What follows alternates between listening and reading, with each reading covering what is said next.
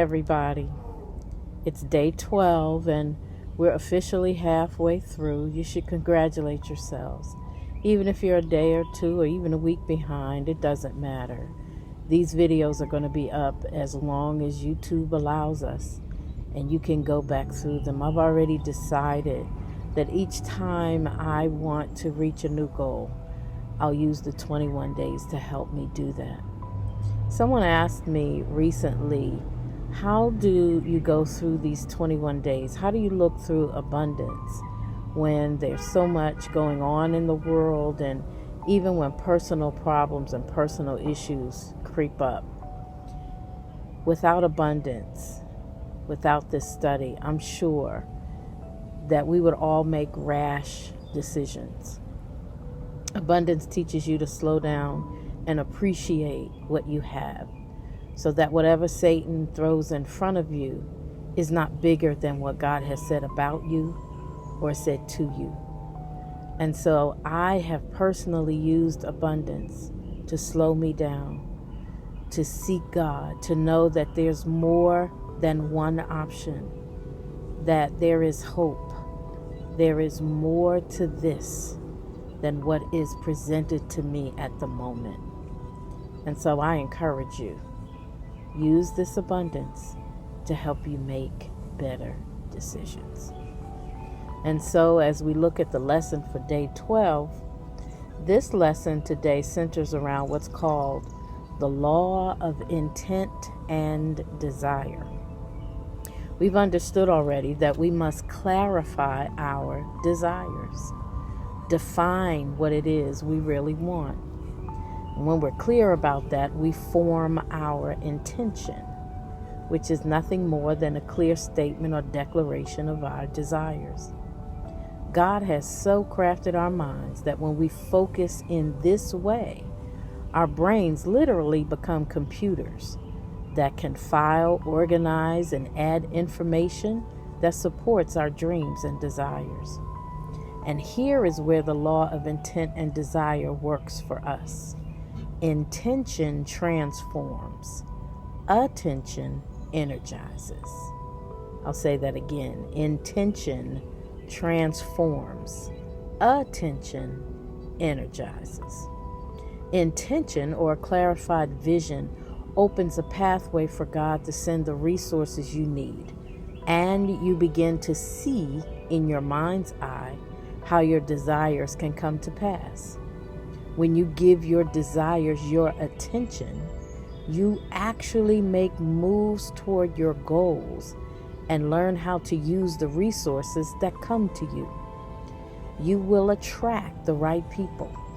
Favorable circumstances will appear, and the manifestation of what you want will come to pass.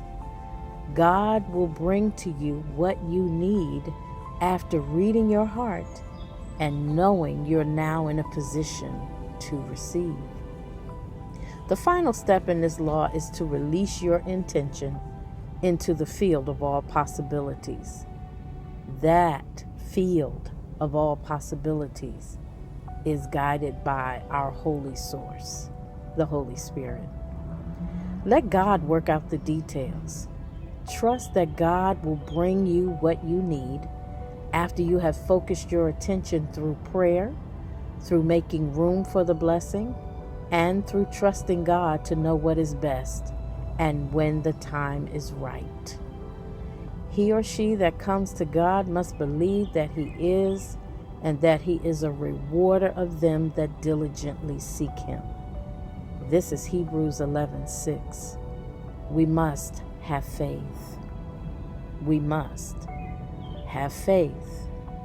You know, God is able to do exceedingly and abundantly above all we ask or think anyway.